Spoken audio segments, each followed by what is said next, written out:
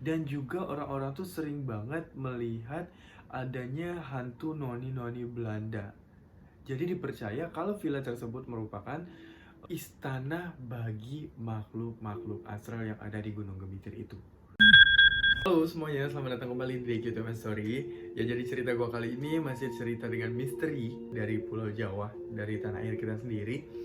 Yang ini merupakan jalur satu-satunya penghubung antara Jember dan Banyuwangi. Warga Jember, warga Banyuwangi pasti udah hafal banget dengan jalur ini. Karena ini merupakan satu-satunya penghubung terdekat untuk menghubungkan kedua kabupaten tersebut. Jadi gue di sini bakal menceritakan beberapa keangkeran dari para pelintas yang melintasi jalan tersebut. Mulai dari hal-hal janggal seperti halnya tiba-tiba di tengah-tengah jalur tersebut itu adanya pasar yang para penjual dengan pedagangnya itu semuanya tuh ekspresinya tuh datar. Sebelum gue cerita ke beberapa pengalaman beberapa orang ini, kepada yang baru subscribe atau yang udah subscribe lama channel gue, terima kasih banyak karena kalian terus mendukung channel gue biar terus berkembang.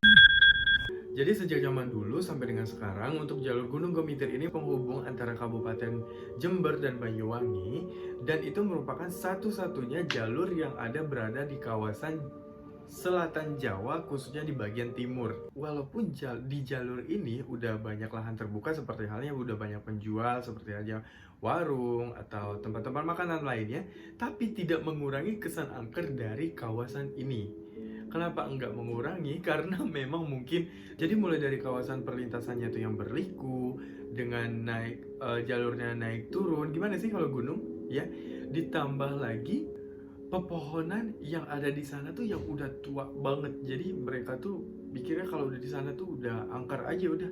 Siapapun yang melewati ke sana pasti mikirnya, ya udah nih angker nih. Yang pertama gue bakal ceritain itu mengenai pengalaman-pengalaman dari beberapa orang, tapi ini yang paling sering banget terjadi di bagi para pengendara yang melintas di jalan tersebut, yaitu adanya mereka yang melihat pasar setan penghuni Gunung Gemitir.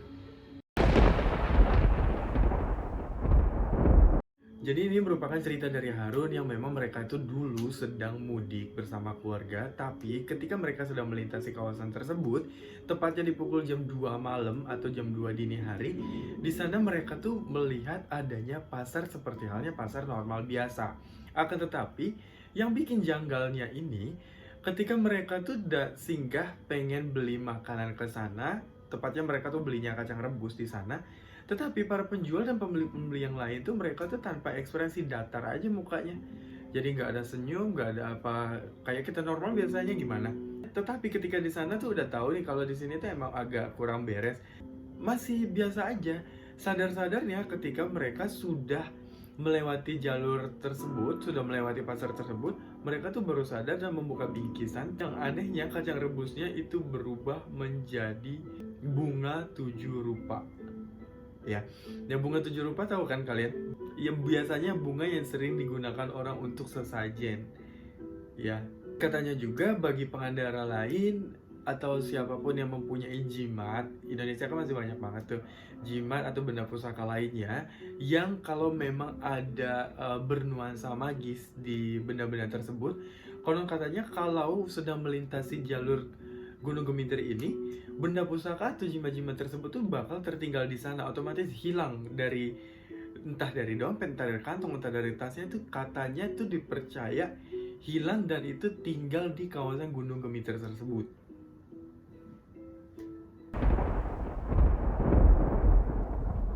Nah, untuk yang kedua, ini banyak yang percaya kalau memang di alas Gunung Gemitir ini merupakan rumah dari para arwah gentayangan. Ya, kenapa? Karena di sini dipercaya dari warga sekitar karena memang banyaknya arwah-arwah yang meninggal pada saat membangun jalur Gunung Gemitir ini. Kenapa banyak yang meninggal? Karena mulai dari mereka tuh nggak mendapatkan makanan yang layak. Terus yang kedua mereka kerja paksa. Jadi dipercaya arwah-arwah tersebut masih tertinggal di sana dan berdiam di sana, menjadikan kalau kawasan Gunung Gemitir ini adalah rumah bagi mereka. Jadi cerita ini diceritakan dari para pekerja yang sempat membangun terowongan di kawasan Gunung Gemitir ini. Mereka itu melihat adanya penampakan-penampakan mulai dari adanya mereka melihat penampakan seperti halnya arwah yang bajunya tuh udah compang-camping, yang diduga itu para pekerja yang membangun jalur di kawasan Gunung Gemitir ini. Selain itu, mereka sering banget yang namanya dengar tangisan dari orang, dan mereka tuh sering banget dengar rintihan orang minta tolong, dan juga mereka tuh sering banget melihat penampakan-penampakan sosok orang yang compang-camping yang dipercaya itu adalah arwah dari para pekerja yang membangun jalur Gunung Gemitir pada zaman dulu. Jadi kenapa mereka tuh percaya banget kalau memang di sini tuh banyak banget arwah, itu hampir dengan ratusan. Karena memang dulu dari pertama pembangunan terowongan ini diyakini itu memang pada saat zaman penjajahan Belanda dulu, mereka tuh dipekerjakan lebih dari 100 orang. Ya, akan tetapi yang selamat itu cuma 5 orang. Arwah-arwah dari para pekerja yang telah meninggal itu diyakini tinggal dan berdiam di sana, menjadikan rumah atau hunian buat mereka. Selanjutnya pun untuk di kawasan Gunung Gemitir ini merupakan juga tempat pembuangan mayat-mayat pada zaman anggota PKI. Dipercaya kira-kira lokasi pembuangan mayat-mayat PKI ini berada di Waku Gundang, yang mana itu merupakan titik tertinggi dari jalur Gunung Gemitir ini.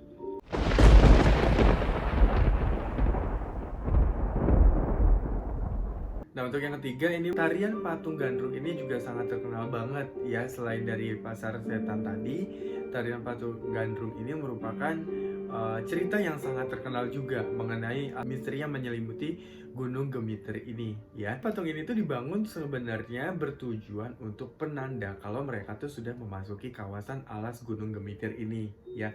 Tapi bukan sembarang patung, ini patung ya. Dipercaya atau beberapa dari saksi mata pun juga mengatakan kalau patung ini seolah-olah menari. Jadi kenapa dia tuh seolah-olah menari? Karena dari beberapa foto yang diambil, di jepretan satu dia tangannya di atas, yang di jepretan kedua tangannya itu berubah lagi posisinya, nggak sama kayak yang diambil yang pertama. Selain dari jalanan, untuk di Gunung Gemitir ini juga merupakan ada bangunan yang horor banget. Jadi bangunan ini tepatnya sudah ada pada saat zaman Belanda, akan tetapi sudah sekarang tuh diambil alih oleh sudah menjadi milik PT PN 12. Nah, bangunan ini adalah merupakan sebuah villa. Ya, villanya itu yang bagus karena memang villanya dulu sebelumnya difungsikan untuk menerima tamu-tamu dari dari PT PN 12 ini, ya. Akan tetapi karena memang letaknya tuh di jalur Gunung Gemitir ini, otomatis selain dari indah karena bangunannya tuh berada di pegunungan, tapi juga cerita angkernya itu juga nggak kalah seru. Banyak dari cerita orang-orang sekitar pun, karena memang kawasan villa ini terletak di tikungan dari jalur Gemitir ini. Tetapi di tikungan tersebut tuh sering banget terjadi kecelakaan, dan juga orang-orang tuh sering banget melihat adanya hantu noni-noni Belanda. Jadi dipercaya kalau villa tersebut merupakan istana bagi makhluk-makhluk astral yang ada di Gunung Gemitir itu.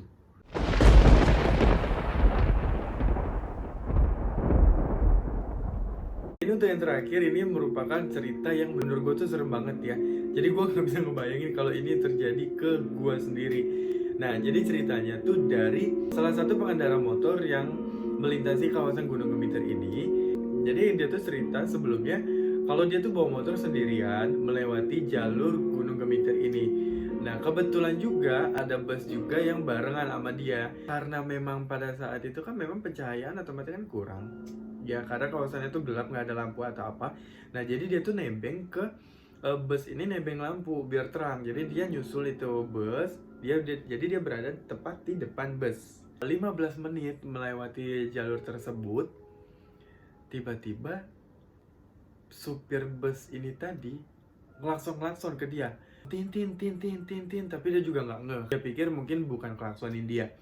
Nah, si keneknya juga udah heboh. Terus lagi, karena emang supir busnya tadi udah berisik banget, otomatis ngebangun nih penumpang-penumpang yang lain, ngeganggu penumpang-penumpang yang lain. Kebetulan ada juga ibu-ibu di belakang supir itu ngeliat. Jadi ibu itu langsung histeris ketika ibu itu sadar kenapa supir ini klakson-klakson pengendara motor di depan itu. Bukan karena dia ngalangin jalan atau emang dia tuh bawanya nggak bener. Akan tetapi, dia itu sedang ngeboncengin sesosok pocong, dan ibu yang di belakang supir tadi itu langsung pingsan. Jadi semua orang yang di dalam mobil itu ngelihat kalau dia tuh lagi ngenebengin pocong. Pengendara motor ini nih nggak sadar kalau dia tuh sedang di belakang dia tuh ada sesuatu, ada pocong itu tadi. Ya dia jalan aja biasa.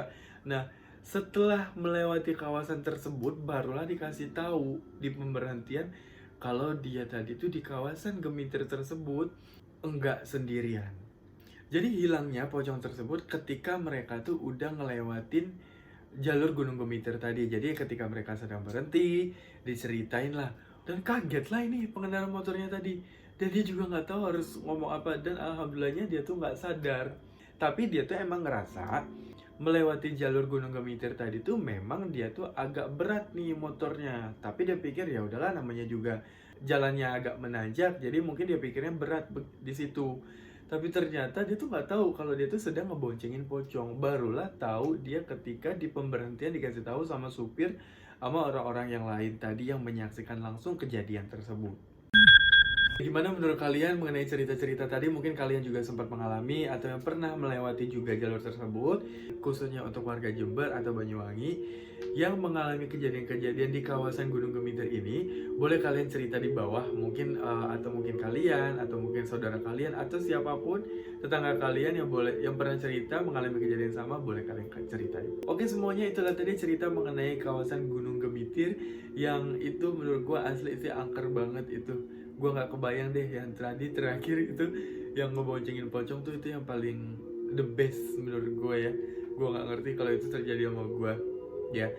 Dan gak lupa juga gue ucapin makasih kepada kalian yang terus nonton video gue, yang udah klik video gue sampai dengan sekarang. Gue ucapin makasih. Tapi terus gue minta dukung kepada kalian biar channel gue terus berkembang. Jangan lupa kalian subscribe, like, dan share ke teman-teman kalian biar channel gue terus berkembang. See you next video. Bye.